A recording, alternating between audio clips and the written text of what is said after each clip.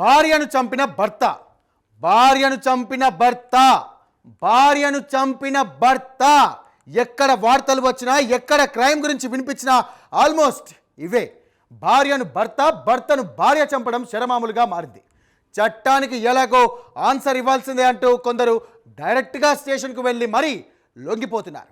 ఒకరు కోపంతో, మరొకరు ఆవేశంతో, మరొకరు అనుమానంతో, ఇంకొకరు క్లారిటీతో. విషయం ఏదైనా, వివరణ ఏదైనా, హత్య కామన్గా వినిపిస్తోంది.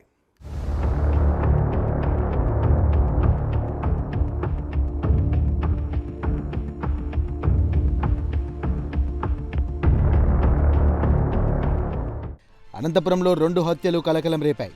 2 చోట్ల భార్యలను చంపేశారు భర్తలు. చిన్న అనుమానం ఈ నిండు కుటుంబాల మధ్య చిచ్చు పెట్టింది. ప్రాణాలు బలి తీసుకుంది. గుత్తి రోడ్లో ఉన్న ఎల్లమ్మ కాలనీలో ఉంటారు గంగా, వీరన్న. వీరికి 10 సంవత్సరాల క్రితమే పెళ్లి జరిగింది. వీరికి గుర్తుగా లోకేష్, తనుశ్రీ అనే 2 పిల్లలు జన్మించారు.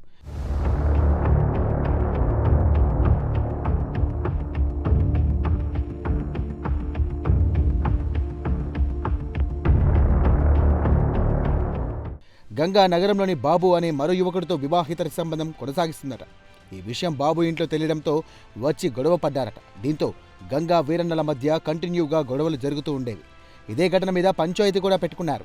వీటన్నిటిని పక్కన పెట్టి సంతోషంగా జీవించాలని, అన్నీ మర్చిపోవాలని చెప్పారు పెద్దలు. అదేవిధంగా ఉంటామని చెప్పాడట వీరన్న. కానీ ఈరోజు ఉదయం 3 గంటలకు భార్య గొంతు కోసి దారుణంగా చంపేశాడు.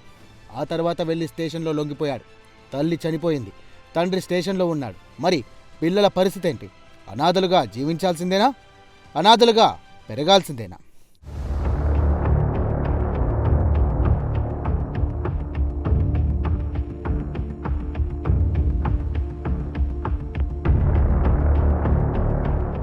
వీరన్న సంపాదన నిల్.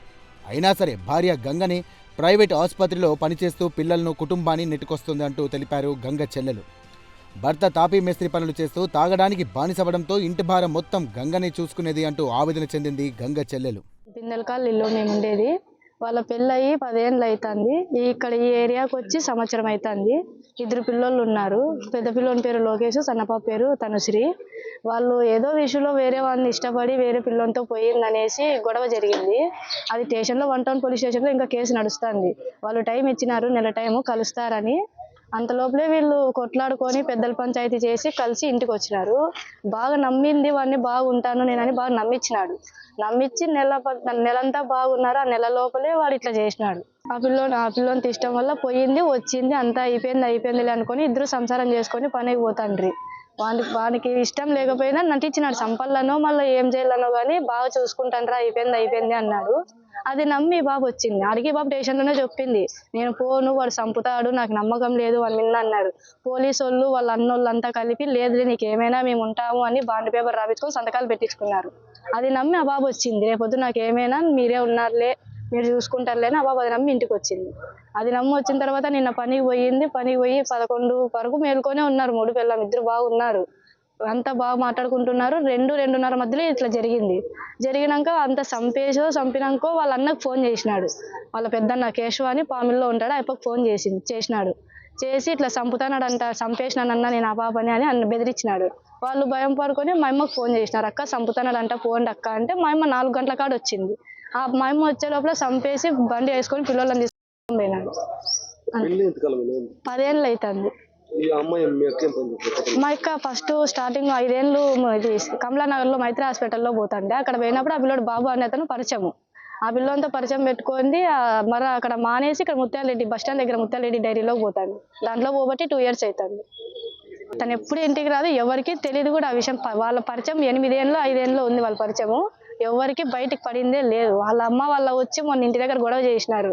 మీ బాబు ఇట్లా పెట్టుకుంది, మా వాడు పెళ్లి చేసుకోమంటే చేసుకోవట్లేదు, మీ పాపే కావాలని మా వాడు ఉన్నాడు అని చెప్పి మొన్న ఇంటికాడికి వచ్చి వాళ్ళ అమ్మ వాళ్ళంతా గొడవ చేసినారు. ఆ గొడవ చేసినట్టు మాకు బయటపడింది. ఆ బాబు ఇట్లా పెట్టుకుంది, ఇట్లా చేసింది అని. అడిగి అంతా సర్ది చెప్పి పంపించినాం మేము.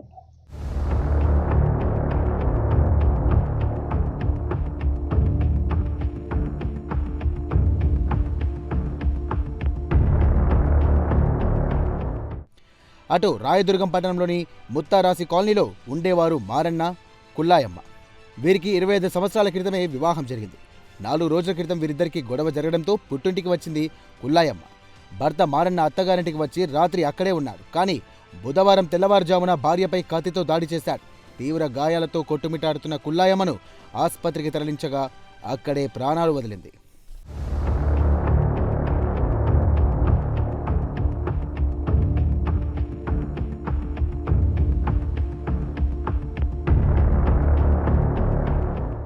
ఈ వరుస హత్యలతో అనంతపురం జిల్లా షాక్కు గురైంది. 2 భార్యలను చంపిన భర్తలే చిన్న గొడవలు, పిల్లలు ఉన్నారు. అయినా సరే హత్యనే వారికి సమాధానం అనుకున్నారు. ఇక రెక్కాడితే గాని డొక్కాడని కుటుంబాలు పగలు ప్రతీకారాలంటూ వారి కుటుంబాలను నాశనం చేసుకున్నారు. ఎవరో వచ్చి కుటుంబాన్ని నాశనం చేస్తే ఆవేదన చెందాలి, కానీ సొంత ఇంట్లోనే కుంపటి పెట్టి ఇల్లును కుటుంబాన్ని చిన్నాభిన్నం చేయడం దేనికి సంకేతం? మిమ్మల్ని నమ్ముకొని మీ ఫ్యామిలీ ఉందనే ఆలోచన వస్తే ఇంతటి దారుణాలు జరగవు. తప్పు చిన్నదైనా పెద్దదైనా క్షమించే గుణముంటే లైఫ్ సాఫీగా సాగుతోంది. లేదా చట్టం ఉంది, విడాకులు తీసుకోండి, కానీ చావే శరీరం కాదని గుర్తుపెట్టుకోండి.